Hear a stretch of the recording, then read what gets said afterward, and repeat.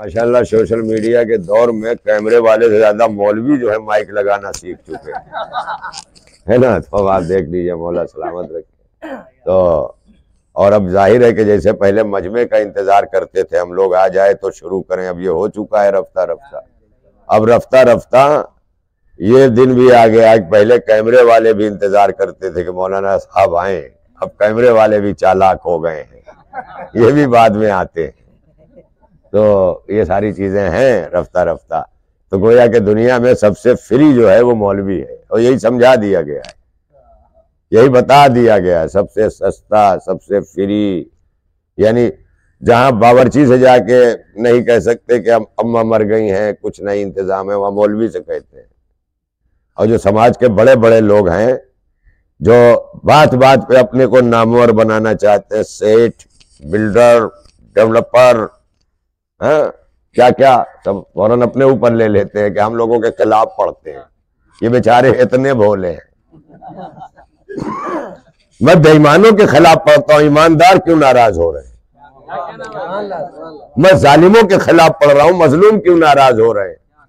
ये नाराजगी बता रही कि कहीं ना कहीं से जुल्म का साथ है जो नाराजगी है। वरना आपको तो खुश होना चाहिए, मैं आपके काम कर रहा हूं। जो अम्र बिल मारूफ सारे मिलके नहीं करते, मैं मेंबर से कर लेता हूं, तो वो होने दीजिए, उसे क्यों रोक रहे हैं? उसे ये बनी उमैया की कोशिशें आले मोहम्मद की बज़्म में, और जब ऐसे माहौल पैदा करोगे तो इब्ने मुलजिम बाहर से नहीं सफों में पैदा होगा। सलवात पढ़िए मिलकर मोहम्मद वाले, सफों में इब्ने मुलजिम पैदा होगा। जब नस्लों को लालची बनाओगे, नस्लों को खाने वाला ना बनाओ।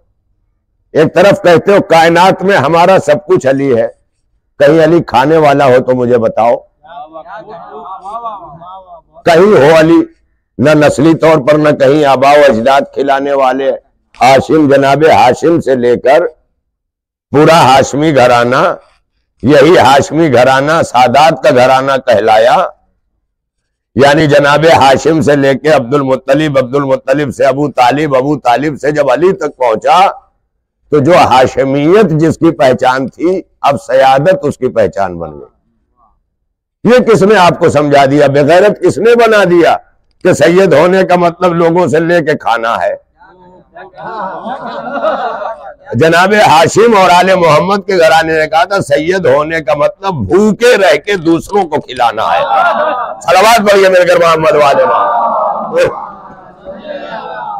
अब मंजिल देखे, इसके अलावा मुझे बता दे कोई तारीख है कहीं आले मोहम्मद के घराना किसी का दस्तरखान ढूंढता हुआ गया हो? हर जगह दस्तरखान इनका ढूंढा गया है। तो ठीक है, खाली लिखने के लिए सैयद ना बनिए, शादी बियाह तय करने के लिए सैयद ना बनिए, इसलिए कि ये सब के लिए सैयद बनिएगा तो लिखना पड़ेगा, और सैयद के लिए सैयद बनिएगा तो अमल से आना पड़ेगा। जाहिर है, जब तक लोग अमल से सैयद थे तब तक बगैर धोखे के शादी हो जाती थी, लेकिन जब से लिखने वाले सैयद हुए, इतने धोखे हो रहे हैं कि बंबई में सैयद है, गांव की खितौनी कुछ बता रही है। और जैसे ही हमने बंबई में खितौनी पढ़ दिया, चिढ़ गए। किसी ने कहा भैया मौलाना हैदरी ने आपका कुछ बिगाड़ा है? कहा नहीं, कुछ बिगाड़ा नहीं है। फिर क्या वजह है?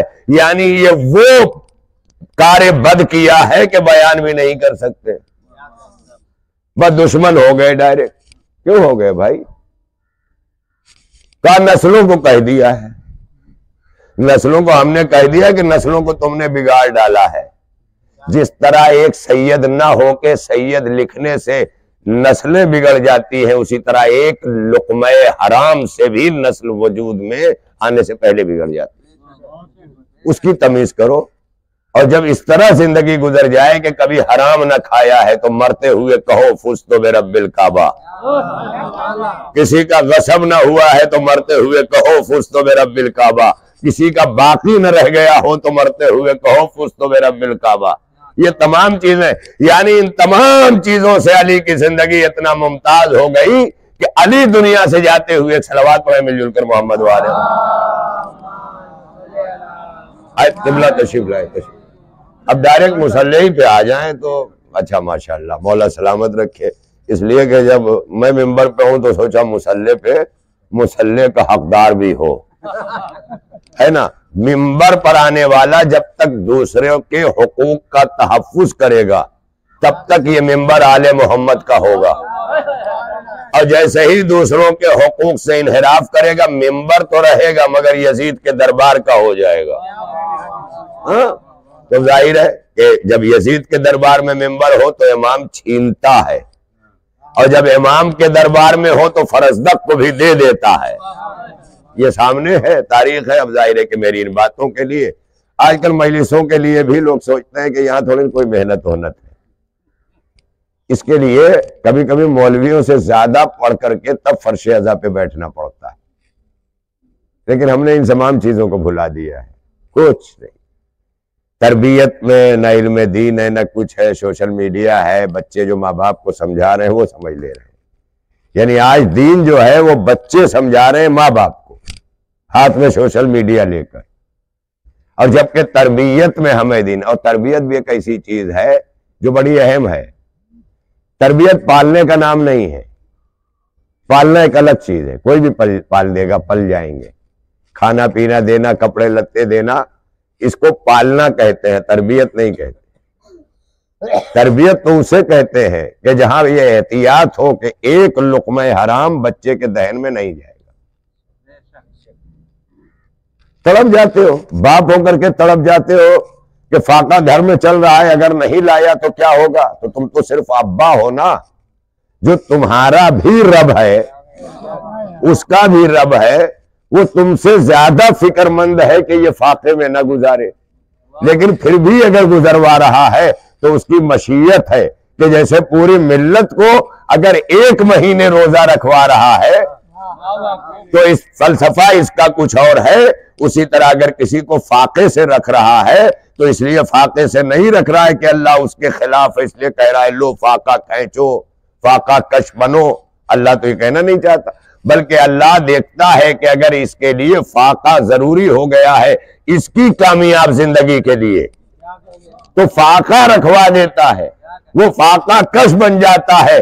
और फाका कश जब रज़ाए इलाही पे राजी होता है तो शायर कहता है फाका कशी से जिसको कयामत का प्यार है वो आदमी ही कुव्वते परवरदिगार है। ये फाका कशी में अल्लाह ने जो कुव्वत रखी है वो शिकम सेरी में नहीं रखी। यही वजह है कि आप देख लें, इस्लाम की पहली जंग जो हुई है जिहाद का हुक्म आने के बाद, वो माह रमजान मुबारक में हो, क्योंकि शिकम शेर नहीं लड़ सकता, फाका कश लड़ सकता है। तो फाका कशी को समझो। अब कुछ लोग अगर ये समझे कि बेहमदुलिल्लाह ये 3 एक साथ हो गए, आप सोच लें जब 3 एक नजरिए के साथ हो जाएं तो क्या क्या खराब हो सकता है। लिहाजा बड़ी तवज्जो के साथ अरबाब करम, ये हम ही तो हैं कि ये सब जल्दी से समझ नहीं पाते। जब 3 इकट्ठा हो जाएं तो उन्हें अलग करना जरूरी, और अल्लाह चादर के अंदर मुस्तफा को बुला के कह रहा है जब 5 अलग अलग हो जाएं तो इकट्ठा करना जरूरी है। सलवात पढ़िए मिलकर मोहम्मद वाले देखें, बड़ी मंजिल है थोड़ा। अब असल में क्या है कि मुझे बुमरा में मजलिस पढ़ने वाली मजलिस याद नहीं आती, क्योंकि लोगों को पसंद नहीं आती रफ्ता रफ्ता। तो जाहिर है कि मैं आज शुक्रगुजार हूँ ये कब्रिस्तान कमेटी वादी हसनैन का भी, हुज्जतुल इस्लाम मौलाना सैयद शबाब हैदर साहब का भी, क्योंकि मैंने हमेशा उलमा को अपना सरपरस्त माना है। वो सिनो साल में भले मुझसे छोटे हों लेकिन मनसब में अगर आलिम है तो वो मेरे सरपरस्त हैं। ये मैं अपने लिए कह रहा हूं। लिहाजा इसकी तवज्जो बहुत रहे कि हक के साथ रहिए। अगर अली वाले हो तो हक के साथ रहो, अगर अली वाले हो तो जुल्म के खिलाफ रहो, अगर अली वाले हो तो अदल पे कायम रहो, अगर अली वाले हो तो झूठ से दूर रहो, अगर अली वाले हो तो अपने हुकूक को अदा करो, अगर अली वाले हो तो किसी का हक बाकी नहीं रहने देना अपने ऊपर। ये तमाम चीजें, अगर ये सब नहीं है तो जबान से वही दावा है कि जैसे हुरमुला नारे हैदरी लगा दे, बचने के लिए तो वो भी लगा देगा। अरे लोगों ने लुंगियां खोल दी है बचने के लिए। आप देख लें मैदानों में अली से बचने के लिए, खुदा की कसम। तो क्या ऐसे किरदारों को आप अली वाला कहेंगे? कितने गिरते थे या अली कहते थे हैं? आज के लोग होते तो कहते रहे वो भी शिया था, या अली तो बोला था। क्योंकि ये अलामत बना दी गई है शियत की कि या अली बोलो शिया हो जाओ। या अली बोल के शिया नहीं होता, अली बसा के वजूद में इंसान शिया बनता है, जिसके उठते बैठते सोते जागते अमल में हर जगह अली ही अली हो, तब वो जाके शिया होता है। और यहां हमें एक नारा सुना शिया, जाहिर है जैसे शिया तुमने बने बनाए हैं, तुम्हारे माशरे का शिया है, वो अलग शिया है। इसीलिए ऐसे शियों को बेटियां दे के रोते हो। कितने मसाइल हैं आज माशरे में, एक दूसरे के खिलाफ गिबतों में बाजार गर्म है, बाहर एक दूसरे के लिए रोजाना चाय पी पी के दूसरों की गलियाने पे लगे हैं। खुद की औकात इतनी नहीं है कि खुद चाय पी सकें और पिला सकें, दूसरों की चाय के लिए खड़े हुए और कौमों की तामीर का मसला कर रहे हैं। कौमों की तामीर का मसला क्या करोगे? देखो तुम्हारे आसपास अगर कोई बेटी बैठी हुई है अपने शौहर के यहाँ से नाराज होकर, उसको रुखसत करने में वक्त सर्व करो, कौम को बिगाड़ने में क्यों वक्त सर्व कर रहे हो? ये सारी चीजें क्यों नजर नहीं आ रही? हर बुराई करके मजलिस में आ गए, एक जुलूस में खड़े हो गए, चूम लिया, खत्म हो गए। माफ कीजिएगा, ये शियत नहीं है। माफ कीजिएगा, ये आजादारी नहीं है। आजादारी तो ये है, माफ कीजिएगा, कि जो हमें आले मोहम्मद ने दी है और जो करने के लिए हम बैठे, बस बहुत जरूरी है ये। आज माशरे में ये देखते चले, इसमें क्या असबाब है। बच्चे उस जगह पहुंचे नहीं है, बालिग हो तो हमने बॉडी को देखा कि बालिग हो गई है और हमने बेटी दे दी। और इस्लाम कह रहा है अक्ल जब तक बालिग नहीं होती हम शरीयत नहीं देते हो, तुम बेटी दे देते हो। हाँ?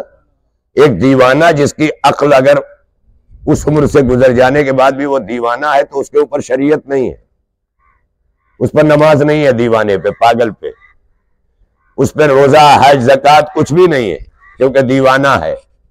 अल्लाह ने ये अक्ल वालों पे रखा है। तो जैसे शरीयत अक्ल वालों के लिए है, वैसे ही इस्लाम अली वालों के लिए है। ये आप याद रखिएगा कि जो मुसलमान होगा वो अली वाला होगा, इससे कोई मफर नहीं। अब उसके बावजूद भी कलमा पढ़ के भी अगर लोग अली वाले नहीं हुए तो उसी तरह जायजा लेना पड़ेगा कि क्या वजह थी। बहरहाल वक्त बड़ा मुख्तसर से रहता है और वो भी तमाम हो गया, इसलिए फकत ये यहाँ वाज हो सकता है, खिताबत इस वक्त में नहीं हो सकती।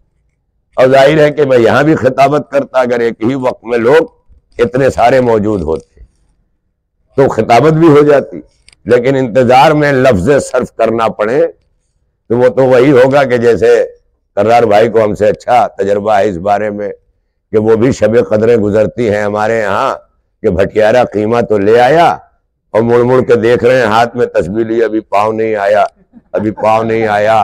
तो अब जो है वो मौलाना से इशारा है, एक दुआ और पढ़ा दीजिए। हाँ, तो जिनका मकसद शबे कद्र में भी पाँव आने के लिए दुआ पढ़ाना है, हाँ, बड़ी तवज्जो रहे।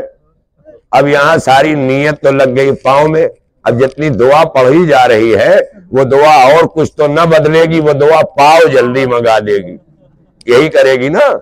तो दुआ को दुआ की तरह, इसीलिए शायर ने कहा दुआ को रस्म समझकर पुकारने वाले अजब नहीं जो मुकद्दर तेरा बदल न सका। तो दुआ को रस्म समझ के न पुकारो, क्योंकि दुआ मुकद्दर बदलती है। अद्दुआ यरुद्दुल क़ज़ा, मौला अली फरमाते हैं कि दुआ अल्लाह के फैसले को बदल देती है।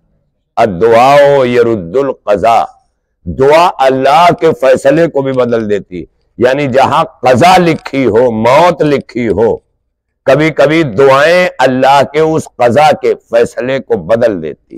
ये मौला फरमा रहे, दुआ में वो असर है।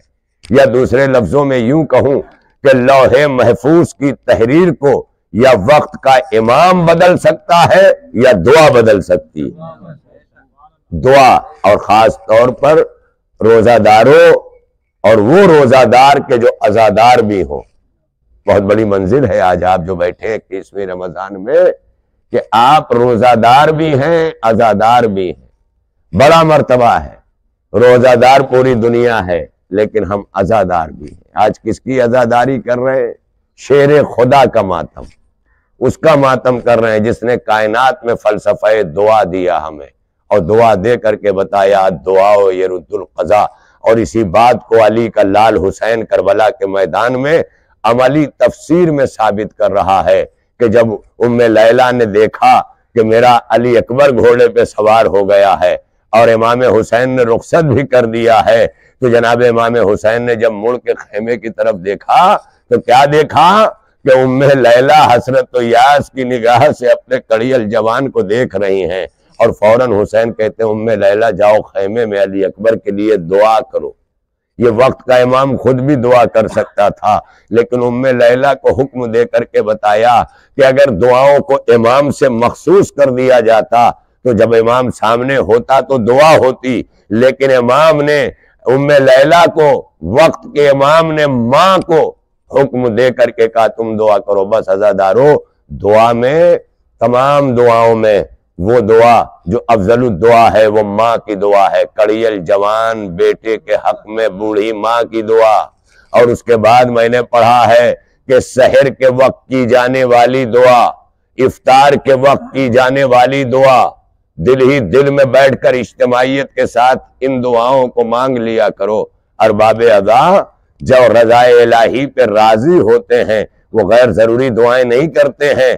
बाबा की शिफा के लिए हसनैन ने दुआ नहीं मांगी कि ये अल्लाह मेरे बाबा अली को शिफा दे दे, बल्कि अली जख्म खाकर मिट्टी भर भर कर अपने जख्म में कह रहे हैं फुस्तो में रब्बिल काबा, काबे के रब की कसम अली कामयाब हो गया।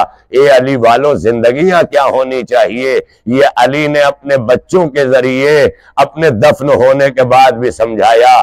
कल रात से अब तक, बल्कि सुबह जरबत से लेके अब तक आप मुसलसल गमे अली मनाने में मसरूफ थे। आज आप अली का ताबूत भी उठा चुके और इस तसव्वुर में कि आज अली को दफना दिया गया। हजरत मज़ादारो, अली को दफनाने के बाद जो वाकयात रूनुमा हो करके आए हैं, हमने तो फकत जख्मी होने के बाद कूफे की गलियों में बच्चों के हाथों में दूध देखा था कि अली की कैफियत क्या है, एक एक बच्चा। लेकिन जब दफना करके कब्र से हसनैन उठे हैं, अभी थोड़ी देर आगे बढ़े थे कि एक जगह पर अजीबो गरीब चीख चीख के रोने की आवाज आ रही है। अब जो मुतवज्जे हुए तो आवाज एक खंडर की तरफ से आ रही थी, खराबे की तरफ से आ रही थी। इमाम हसनैन अलैहिस्सलाम ने उस तरफ तवज्जो की, आगे बढ़े, देखा कोई यही तड़प तड़प के बिलक बिलक के रो रहा है। अब जब निगाह पड़ी तो क्या देखा, एक शख्स नाबीना है, बाल परेशान है, अटा हुआ है बाल धूल से। एक मरतबा इमाम हसन करीब गए, सर को उठा के अपने जानू पे रखा, बाबा की तरह शफकत के दिलासे दिए। और एक मरतबा वो रोने वाला कहता है आप कौन हैं? कहा मैं तेरे गिरिए की खबर सुन के आ गया हूँ, आवाज सुन के आ गया हूँ। यहाँ क्या कर रहा है, यहाँ क्यों रो रहा है? आवाज दी कि मैं इसलिए नहीं रो रहा हूं कि मैं अपनी कोई जरूरत बयान करूं। जरूरत तो मेरी वो सुनता था जो मेरे पास आता था, मैं उसके लिए रो रहा हूं जो बाप से ज्यादा शफीक था, मगर आज 3 दिन हो गए वो नहीं आया। कहा किसकी बात कर रहे हो? कहा एक बंदे खुदा आता था, मैं यहाँ खराबे में पड़ा था, मुझे बिठाता था, अपने हाथों से लुकमे बना के खाना खिलाता था। हसनैन ने जब पूछा कि कोई नाम बताया था? का अब तक न बताया। जब भी मैं दस्ते अदब जोड़ के नाम पूछता तो आने वाला कहता था तेरी तरह इस सरजमीन पर मैं भी अल्लाह का एक बंदा हूं। अज़ादारो, ये जुमला सुना कि एक मरतबा हसनैन समझ गए कि ये हमारे बाबा का तस्करा है। मैं एक मरतबा कहा ए रोने वाले, अब वो आने वाला कभी नहीं आएगा। का इस तरह क्यों कहते हो? का उसके सर पे जरबत लगी, वो शहीद हो गया, हम अभी उसे दफना के चले आ रहे हैं। मैं इतना सुनना था कि वो तड़प गया और तड़प के कहा ए आने वालों, तुम करीम इब्ने करीम हो। करीम के बेटे हो, बड़ा करीम था वो आने वाला, भाई इतना करम कर दो कि मुझे उसकी कब्र तक पहुंचा दो। मैंने तमाम कर दिया, वक्त नहीं है। अदादारो, हसनैन ने सहारा दिया, सहारा देकर कब्र अली तक लाए, और जैसे ही वो आ करके या अली कह के गिरा है और कब्र से लिपटा है, तो फिर हसनैन ने जब उसे जुदा किया तो दुनिया में मौजूद न था। मौला देखिए आपके चाहने वाले अज़ादारों, ये बात साबित हो गई कि अली ने दुनिया से जाने के बाद भी बच्चों के जरिए ये बताया कि कभी मिस्कीनों से गाफिल न होना, कभी यतीमों से गाफिल न हो जाना। इन्ना लिल्लाहि व इन्ना इलैहि राजिऊन व सयअलमुल लज़ीना ज़लमू अय्यामुन क़लबुन यनक़लिबून।